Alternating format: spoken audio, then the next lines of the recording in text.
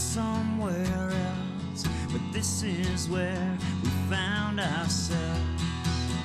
Welcome to the local show. People you work with, people you know. Welcome to another edition of the local show here on GrassRoots Community Network. I'm Erik Skarvan, your host. Thanks for joining us, guys, this week. Where each week here in Aspen, Colorado, we feature inspirational locals. This will certainly be no exception. I've got Olympic bronze medalist, real estate professional, and founder of the Chris Klug Foundation we call CKF. Chris Klug, back on the show. Hi, Erik. Good to see you, buddy. It's always fun to catch up. Thanks for having me back on the show. Well, thanks for being here. This is like our annual Tour de France reunion. I love it. We sit down during the tour, month of July. Is there a better time of the year for watching sports and the morning ritual, having your chai tea, waking up, watching the tour, checking out Wimbledon, and then jumping on your bike or going to work? It doesn't get better. It's absolutely. Maybe when X Games is going on. Yeah. You know, if we had like morning tour, evening X Games, that would be ideal. That's the winter version of the same routine. It's such a great time of year. We're going to talk about cycling too, but I wanted to start the show a little different because we're lucky to have you on each winter and each summer. And, you know, we talk about some of the same things in your foundation, and we'll get a real estate update and some certain things. But I wanted to start with a word association game. Uh-oh. I will give you one or two words. But am I talking to Jimmy Fallon or Erik Skarvan here? Well, I wish I was as good-looking, funny, or affluent as Jimmy Fallon. But I appreciate even being mentioned in the same paragraph as him. But, yeah, he loves to play games. I wish we had time for beer pong. But I'm telling you, some beer pong, some whack-a-mole. There you go. He does a lot of fun throwing the singing too, inanimate objects into the basketball hoop. Have you seen that one? It's like, here, try this potted plant. But we're going to do a word association. So I'm going to give you one or two words, and you're going to give me a one-word response. Oh, boy. Are you ready? Did I tell you? Are you fully hydrated? I just came in hot from showings and sat right down in the studio here. And so you put me on the spot. That's good. That's good. The mind's I'm going. Getting a little nervous. You're warmed up. The mind's revving. Let's do this. So the first word, after you hydrate, is competition. Love it. Organ donation. My life's mission. Challenge. Character building. Community. What it's all about. Mountains. Home. Environment. Critical. Real estate.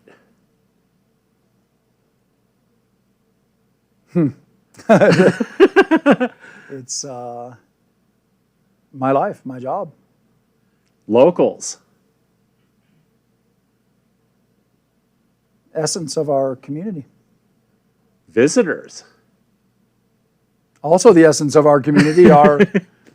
We're a tourist destination, so I'd say our livelihood. Aspen. I'm adding in a few more than one word here. Giving you a little leeway here. One of the greatest places on earth. Family. That's my motivation and my life right there. Love it. Okay, speaking of family, I use that as a segue as well. We like to talk about summertime fun with your family, but this one's a little different. Favorite summertime adventure with any of your family members that was instructional? Either you giving instruction or you receiving instruction from a fellow family member. I'm interested in that as an adventure sports instructor. Well, we love supping at North Star.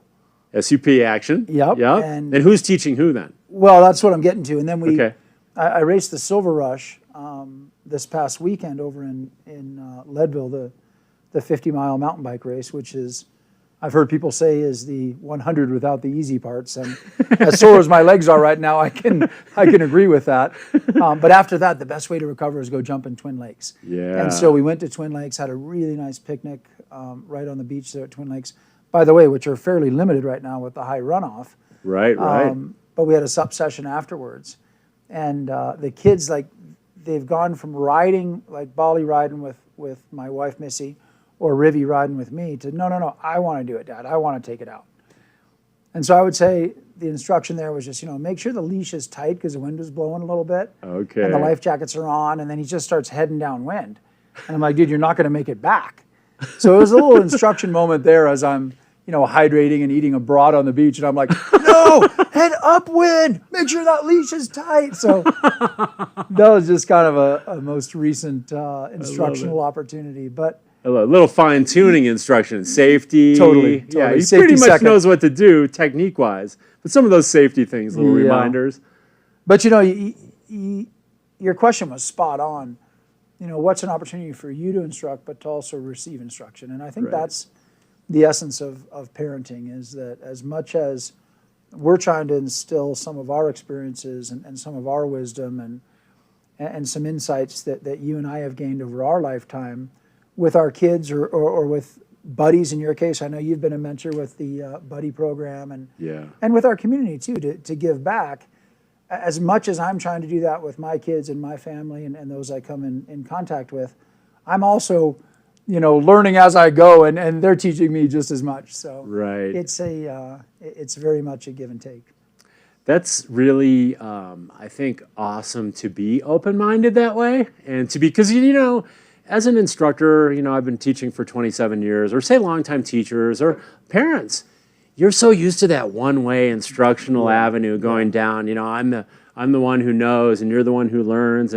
But to teach is to learn. And if you're open to that, really open to that, it's amazing how much you can learn, and from your own kids who are relatively young. I mean, does that amaze you sometimes? Like what you're learning from them? 100%.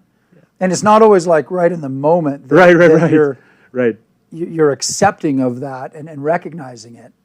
But later on you reflect and you're like, damn, that was really teaching me. I wasn't really teaching him. And John Phillips told me something really early on. I used to run my snowboard camps at Buttermilk for about a decade, and it was so much fun. I got to teach so many of my friends' kids, and had Travis McLean and a bunch of Olympians join me in that effort, and it was really a good time. I remember one time I was sort of like struggling to connect with a student and help them improve. And I was lamenting it with John Phillips, who's one of our best, Aspen Skiing Company ski instructors and one of the veterans. And he just said, if a student's failing, it's not all his fault. It's also maybe you're not delivering the instruction or the experience in the best way. Right. And I think about that in my real estate practice too, as a sales professional. If you're not connecting with the client and you're not bringing value to that relationship, maybe it's not all their fault. Right. Maybe I'm not as prepared as I could have been, or communicating it in such a way that they're receiving it. And exactly. I love this. I did the Aspen Community Listens program at Christ Church years ago, and really appreciated that whole disc profile analysis, and it's great both in my real estate practice, but also in our coaching backgrounds and in your business.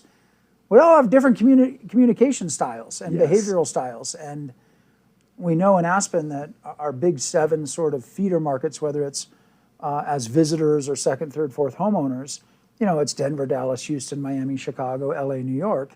And the 2 emerging markets that I always talk about are Austin, Texas, and Silicon Valley and the South Bay. Yeah. But culturally, we all come from different backgrounds and have different communication styles. And sometimes I have to ponder that a little bit when you're talking to different people. They have different paradigms and different perspectives. Yeah, it's really interesting. And I know and we'll wrap this idea up, but fundamentally, as say teaching mountain biking, or say you're teaching kiteboarding. Yeah. Some people are more verbal. They like to listen, they're verbal learners. Mm-hmm. Some people are more visual. And it's great too if you can identify that. So you can ask some qualifying questions like, do you know how you best learn? Or how can I best communicate? And if you can identify that, that's really valuable. Mm-hmm. And usually most people, it's a little bit of both. But that'll provoke their thought, and they'll think, well, I guess I'm more of a visual learner. Yeah. And then you're working together with that communication or that teaching process, which is really interesting. Great question to start out with. I love it. Exactly. So we're going to take a quick break, buddy. We got so much to get to, including some upcoming events here that we're going to really look forward to here in Aspen. Summertime is upon us. It's just every weekend is so loaded right now. I do want to thank our summer underwriters for making these kinds of shows possible, with Olympic bronze medalist Chris Klug this week.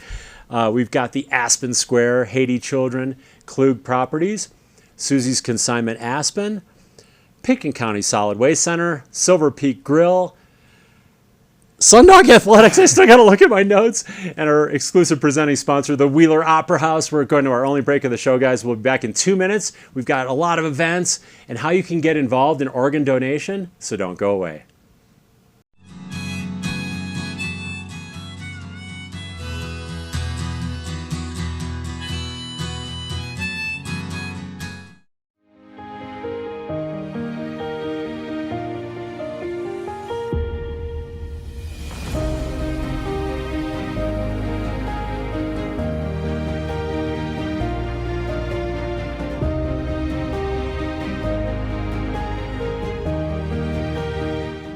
At the Wheeler Opera House, we set the stage for connections that create memories for our audiences, artists, and greater Aspen community.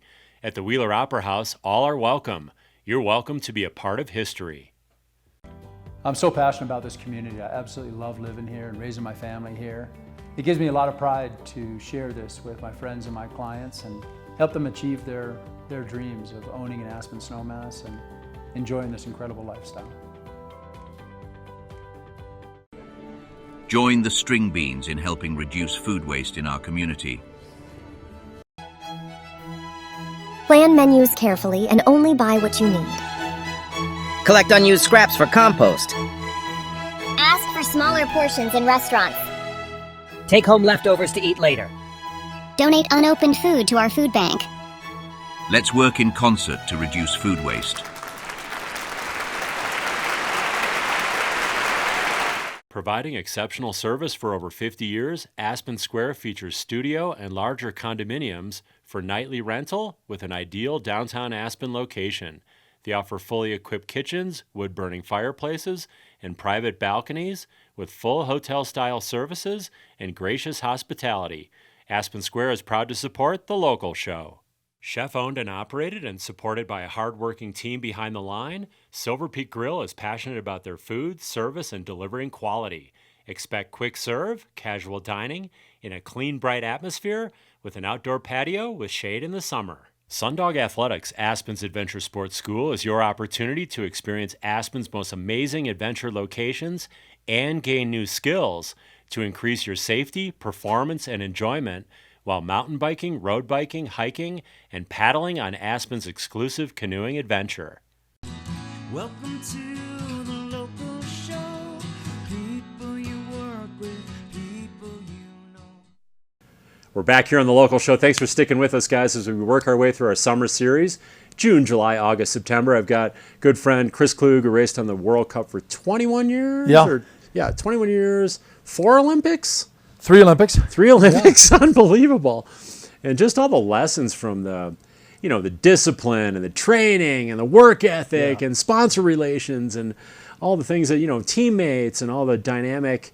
What's the biggest? And the fun. And the fun. Well, maybe that's the biggest takeaway. Yeah, absolutely. Like the biggest takeaway from that, Chris, like we'll give you a podium. The biggest 3 things you took from your World Cup career that help you the most today. That could be professionally or personally. The biggest 3, your podium of what helped you the most from your World Cup competition career, which is the highest level of racing, on Earth. Well, you hear people talk about so often the parallels with success in business or in enterprise or entrepreneurship or in general in life, and how that correlates the parallels with athletics. Yeah. I think the one you hit on, the work ethic, is huge. Yeah. I wasn't always the most talented. I mean, I saw a lot of athletes over my career, whether it was high school football or skateboarding early in my life or snowboarding later in life. And I saw so many talented athletes. But they just didn't have the grit or the drive or maybe the passion. Right. So I'd say that's probably it right there. I mean, you got to be able to bounce back from adversity and challenges. Right. You got to not be afraid of hard work. And ultimately, passion is what makes the difference. Right. And I think that cliche that if you love what you do, you never work a day in your life is one of the truest statements in athletics, in my real estate career, and in life. Right. If you enjoy doing it, it doesn't really feel like work, and you have more fun, and it sort of rises the tide of enthusiasm and energy with everyone around you. Right. The people you're working with, maybe a cooperating agent or one of your team members or partners. I think that's what it's all about. So enthusiasm, passion are critical. Not be afraid of hard work.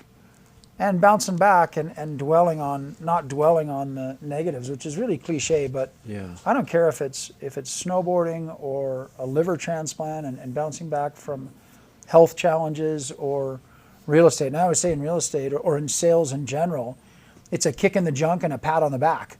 One day you can do no wrong, and you just knocked it out of the park with a great sale and great communication, and you delivered all this value.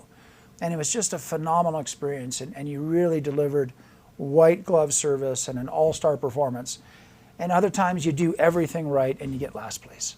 Right. And so we're all going to have setbacks and challenges, and I think you got to learn from those. You can't just ignore it. You got to say, okay, what did I do wrong here? What can I take away from this? Right. And that's the biggest thing when you're in the finish corral and you just took an ass kicking.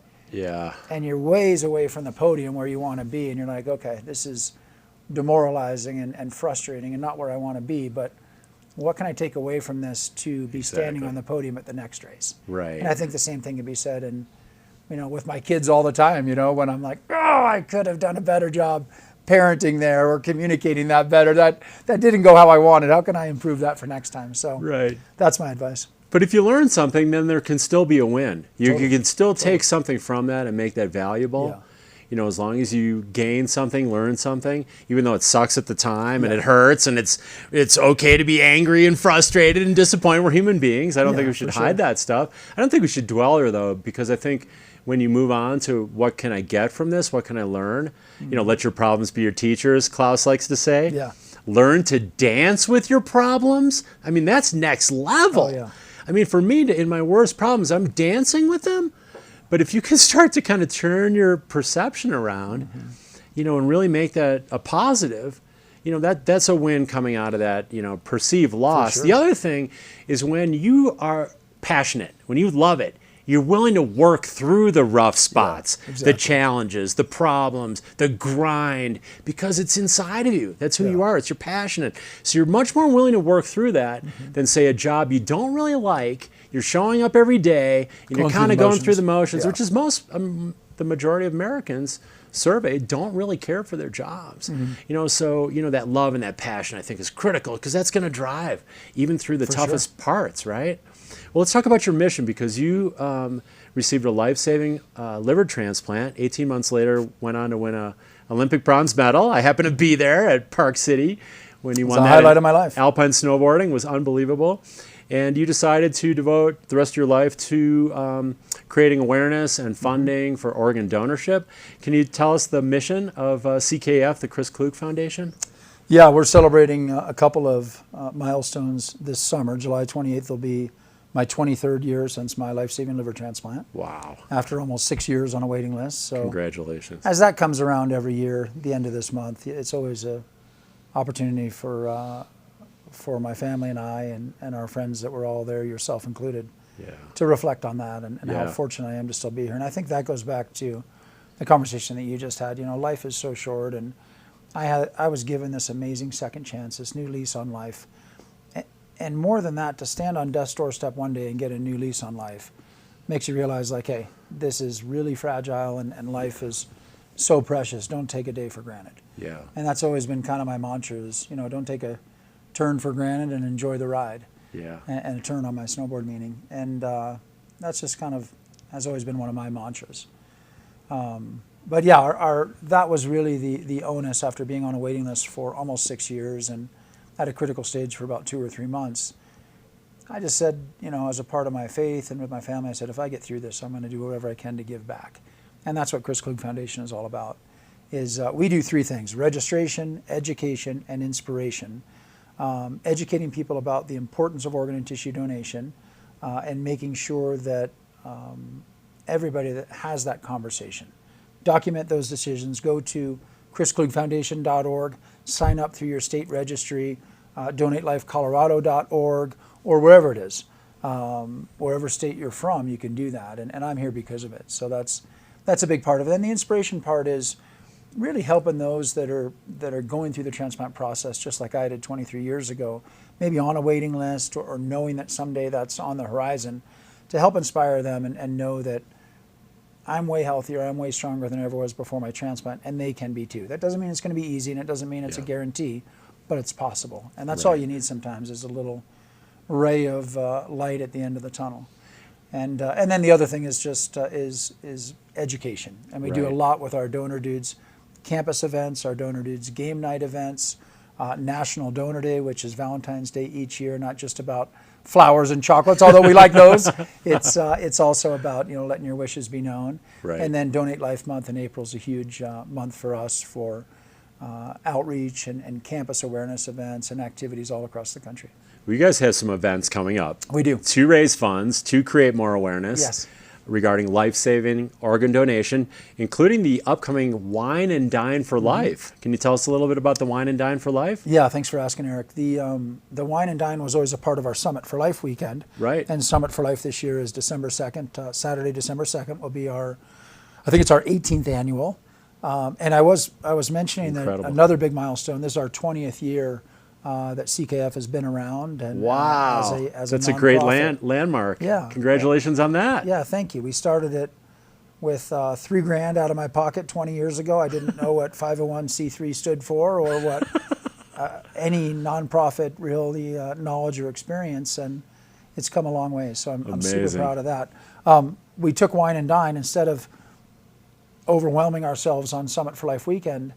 In early December. Plus, it's more locals that time of year. Not as many of our second homeowners and our guests and visitors. We wanted to make sure that we could have them participate as well. So definitely. It's next Friday, July 21st at the Snowmass Club, the Wine and Dine for Life event.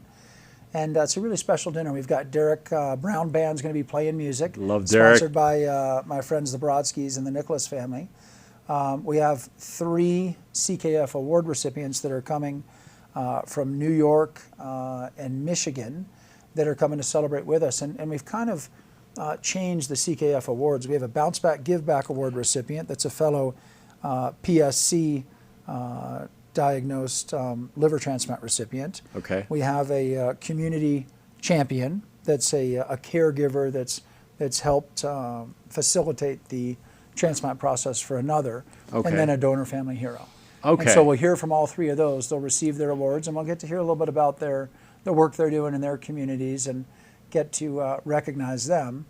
And just a little update from Anna, our CKF programming director, and Jesse, our executive director, and the great work they're doing.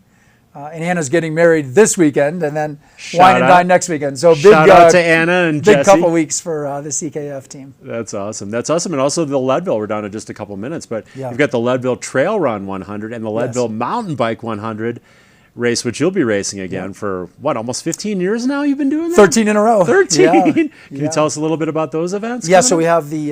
that's in August, correct? Leadville Trail 100 mountain bike race on Saturday, August 12th. Wow. And I'll be racing along with 12 other locals and racers, CKF racers from around the country. Awesome. And that's a great event. It's a neat awareness event for us and a great educational opportunity.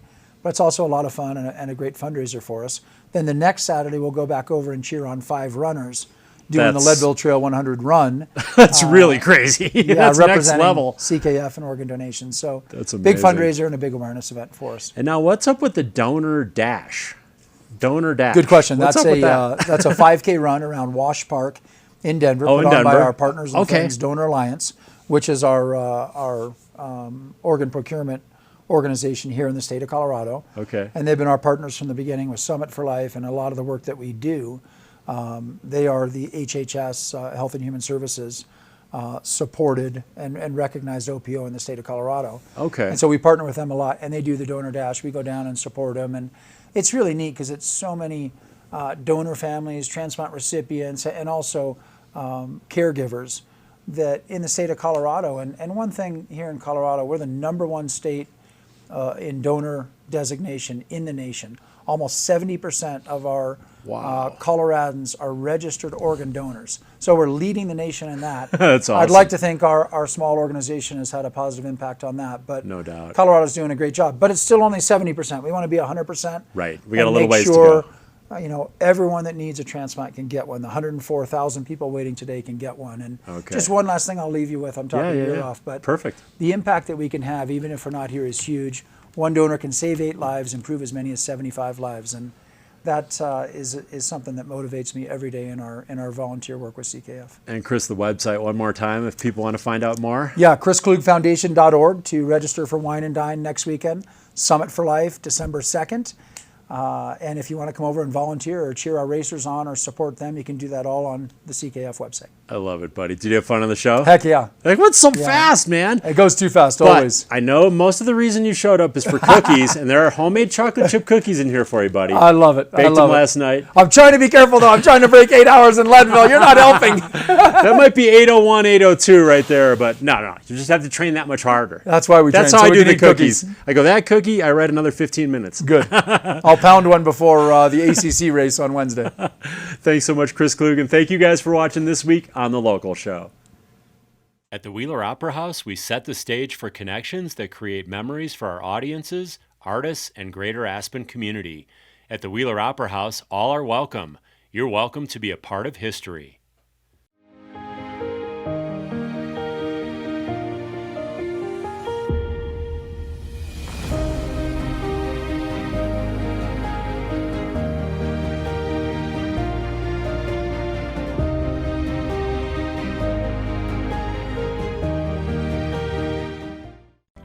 I'm so passionate about this community. I absolutely love living here and raising my family here. It gives me a lot of pride to share this with my friends and my clients and help them achieve their dreams of owning an Aspen snowmass and enjoying this incredible lifestyle.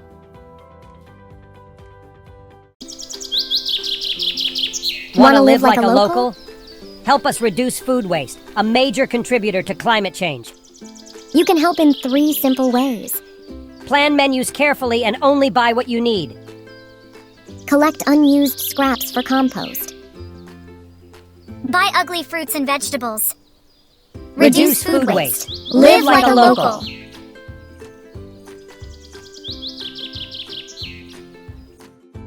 Sundog Athletics, Aspen's Adventure Sports School, is your opportunity to experience Aspen's most amazing adventure locations and gain new skills to increase your safety, performance, and enjoyment while mountain biking, road biking, hiking, and paddling on Aspen's exclusive canoeing adventure. Welcome to